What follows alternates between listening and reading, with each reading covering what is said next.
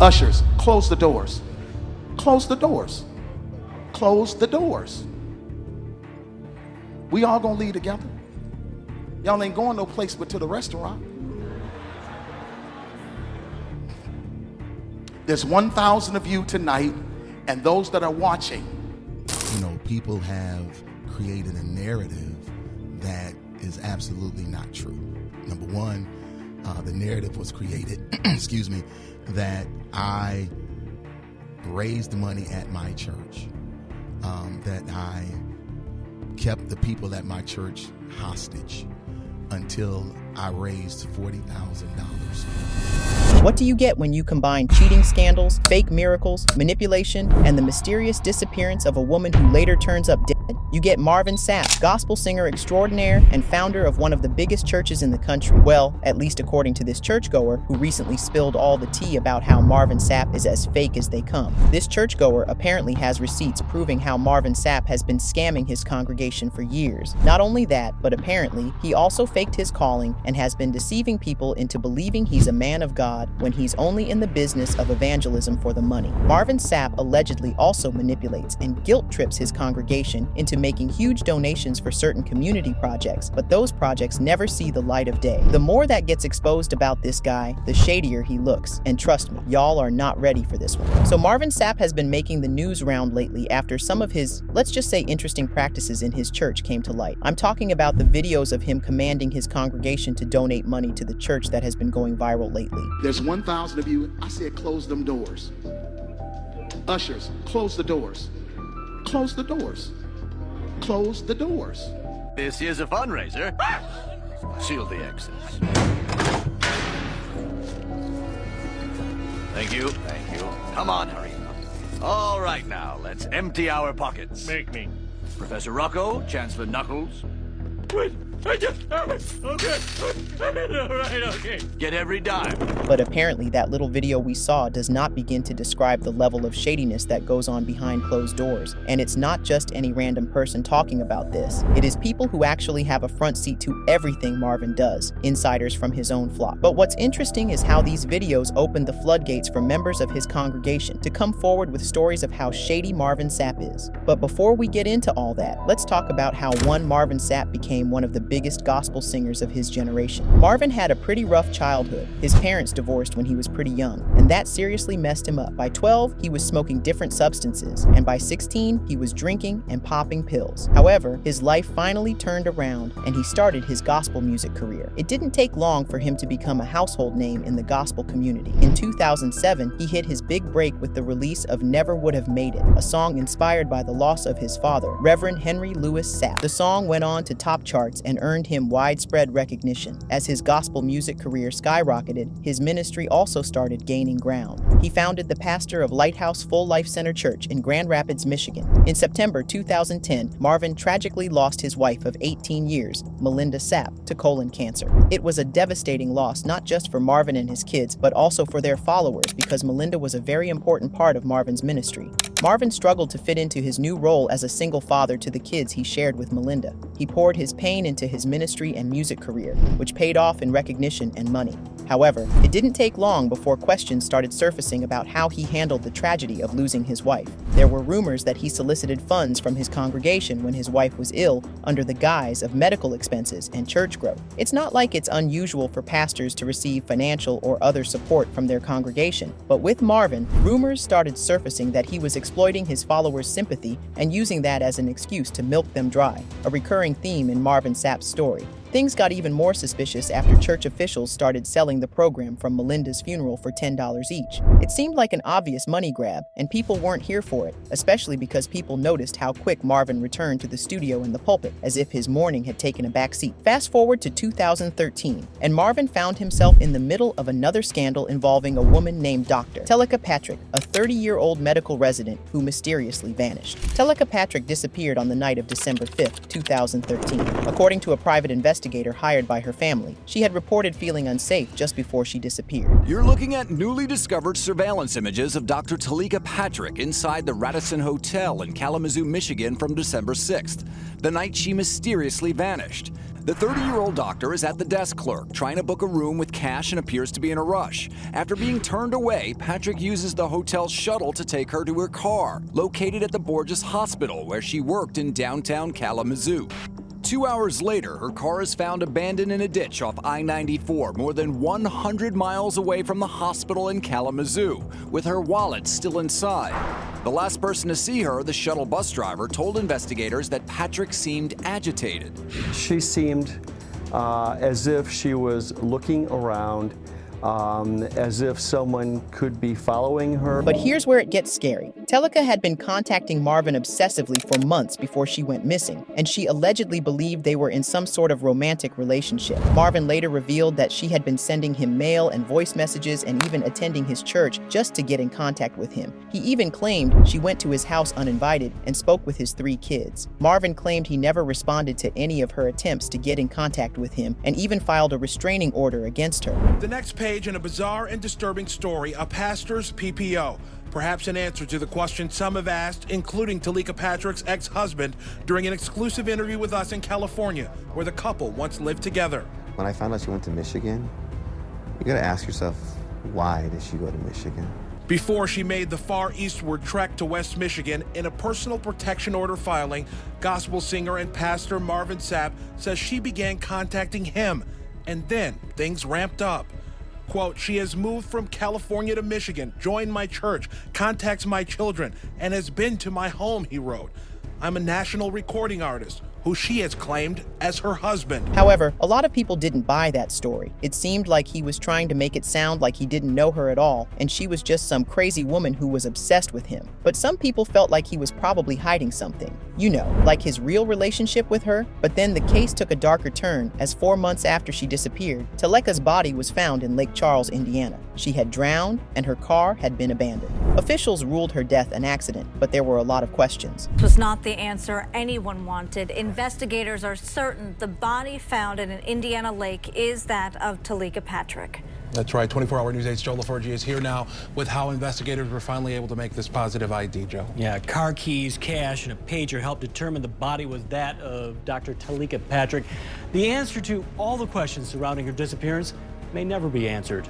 Marvin especially faced some serious scrutiny, as people wondered what role he played in her demise. Was there more to their relationship than he was letting on? Did his rejection cause her to end things? Did he really not know her at all? And even if he didn't, why didn't he reach out and try to help a woman who clearly needed help with her mental health? Isn't that what a pastor who preaches love and compassion is supposed to do? The whole thing eventually died down, but that wasn't the last time Marvin Sapp was caught in the middle of a scandal. In 2014, Kandi Burruss from The Real Housewives of Atlanta released a gospel song called Stay Prayed Up, featuring none other than beloved pastor Marvin Sapp. Singing the hell out of it. Well, if Marvin Sapp is going to be on a song with me, I got to really show him I can sing a little bit. This wouldn't have been a problematic collaboration if not for the fact that Kandi was the host of a raunchy online show, Candy Coated Nights, and owned a line of intimate toys. She faced a lot of backlash, with people calling her a hypocrite, and Marvin got dragged into the mix. People questioned why he would collaborate with her despite knowing about her lifestyle, and some speculated that he was trying to profit from her reality TV fame and was compromising his values for money. Marvin saw all the backlash and dropped this weird explanation. Compromise was never done here, nor do I condone her lifestyle or life choices. And keeping 100, you don't know the off-camera conversation we had, but that was nothing compared to the next problematic collaboration he did. In 2017, fans were shocked when Marvin popped out with a new gospel song featuring, of all people, R. Kelly. The song was titled Listen and was part of his 11th studio album, Close. The public reaction was swift and brutal. Why would a supposed man of God produce a song with a known predator who takes advantage of children? But guess what? Marvin wasn't sorry sorry. If anything, he doubled down and even used the Bible to defend himself. He quoted Galatians 6:1, which preaches that those who are spiritual aren't supposed to cast stones, but allow God's grace to lead. And that's fair enough, but how is it that of all the artists in the world, the only one he could collaborate was one that was a known abuser? Marvin even claimed he was not aware of the rumors surrounding R. Kelly at the time the song was recorded, which didn't make sense because the rumors had been around for a long time. It seemed obvious that R. Kelly was trying to use the church to whitewash himself, and Marvin Sapp was giving him the platform to do that. It also made a lot of people question whether Marvin Sapp was more interested in making a bag than in doing the Lord's work. In recent times, people have started giving Marvin Sapp the side eye because there's just too many shady incidents surrounding him and his ministry for it all to be a coincidence. For example, some videos recently resurfaced showing Marvin telling the ushers at a convention to close the doors so nobody could leave while he was trying to raise $40,000. Marvin had been preaching at the 109th Pentecostal Assemblies of the World Convention in Baltimore, Maryland. Towards the end of his sermon, he talked about how he had to pay $2,000 to renew his ordination and licensing. He also talked about the cost of leadership and how he had to lead by example. Leaders lead in time, talent, and treasure. I was taught a long time ago that it costs to sit up here. Y'all don't like me. Y'all don't like me. I don't mind telling you, I was 2 years behind. I had to pay $2,000 to get my ordination and my licensing renewed. I pulled out my credit card, I paid my $2,000. How in the world I'm gonna preach up here and not lead by example? He asked me to give $800 when in my pocket gave $800 because leadership lead and they understand the cost that is involved.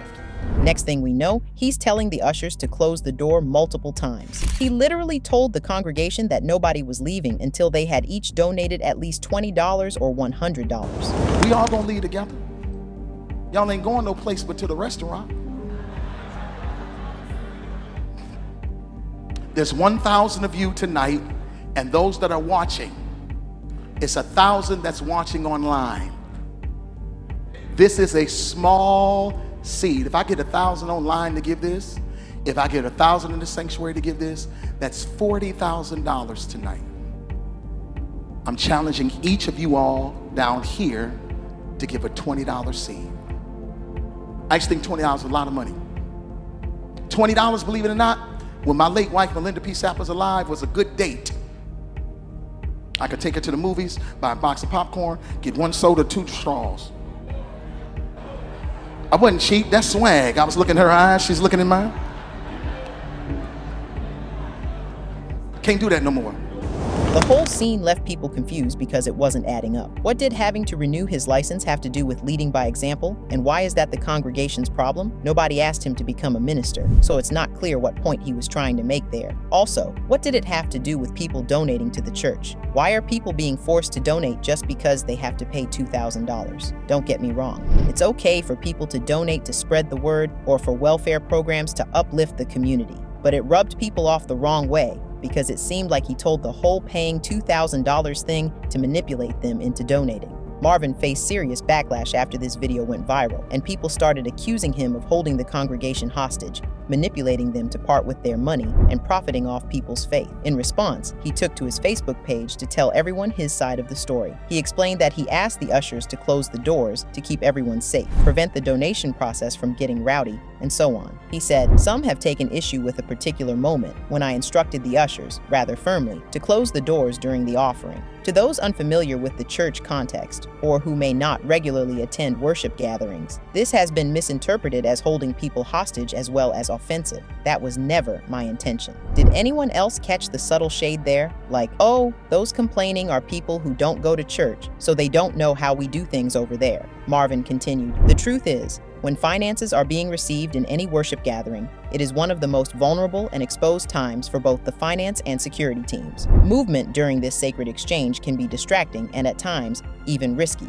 My directive was not about control. It was about creating a safe, focused, and reverent environment for those choosing to give and for those handling the resources. However, a lot of people felt like the statement was condescending, and he said a whole bunch of nothing. It did nothing to stop Marvin and his church from facing backlash, with the internet going wild with different memes about the whole situation. The backlash was so serious that Marvin started receiving threats. Yup, you heard that right. During an appearance on the Ricky Smiley Morning Show, he tried to set the record straight on what really happened that day. I thank you for the opportunity to be able to come on your show and for you to use your platform to give me a chance to just, add some context, some context and clarity to, a clip that, a whole lot of people have seen. Sadly, one of the things that has happened is, people have created a narrative that is absolutely not true. Number one, the narrative was created, that I raised money at my church, that I kept the people at my church hostage until I raised $40,000 for me. That's the narrative that has been shared, that I locked folks up in my church, that, I made them give $40,000 and I wouldn't allow them to leave until they gave it to me. And to be honest with you, that is absolutely false. Yeah. However, a lot of people felt like he only made it worse because he said it was all a misunderstanding. Like, you asking the ushers to lock your congregation inside the church was a mistake? Okay, bro. According to Marvin, he just got a little too passionate and was a little more assertive than he should have been. Understand, I never said lock the doors. Yeah. I said shut the doors. Shutting doors mean that people still have the ability to go in and out. They've taken issue with my tone. And I can honestly say, looking at the video, maybe I was a little more assertive than I should have been. And I can apologize for that. I can apologize for that. Then he revealed that he, his kids, and his staff have been living in fear because of the threats they've been receiving. But that's not all. He added that people have been showing up at the church and campus trying to start something. Because of all the backlash, he says he now has to beef up security so his kids won't be afraid to leave the house. Here's the reason why I'm here. The reason why I'm here is because what has happened is people have taken clickbait and made something out of it that it isn't. And because of that, my church has been getting phone calls. People have called my church and cussed me out. My staff are afraid because I've received death threats over $20 and shut the door. People have come to our campus. They have come to my church to try to cause problems, issues, challenges. And again, my children, I don't look at comments. We was talking about this. I don't read comments. When you got millions of followers, you ain't got time to be reading all the comments. You just don't have it. Right. My children do. And they are afraid. And the reason being is because I'm their only parent. I'm a widower. They're afraid for my safety. So now we've had to update and increase security and all the things I've never had to do before because of the vitriol and the anger that people have shown, the things that they've said in my thread and stuff. And all of this is because of a misunderstanding. While a lot of people were empathized with Marvin, others felt like he was milking this situation to gather sympathy for himself and make people forget how insane it is that he literally forced his congregation to donate. People have also talked about how this is a pattern for Marvin. Every time something shady comes out about his church, he plays some kind of sympathy card to get people to forget the real issue. This time, he's playing the I'm a widower and single father card, but folks aren't buying it. They're demanding answers, and it looks like Marvin is going to have to say something more solid than, "That's just how I do things as a widowed man of God." But what are your thoughts on Marvin Sapp's weird behavior? Do you think he needs to account for all his shady dealings? Sound off in the comments, and stick around for this next video.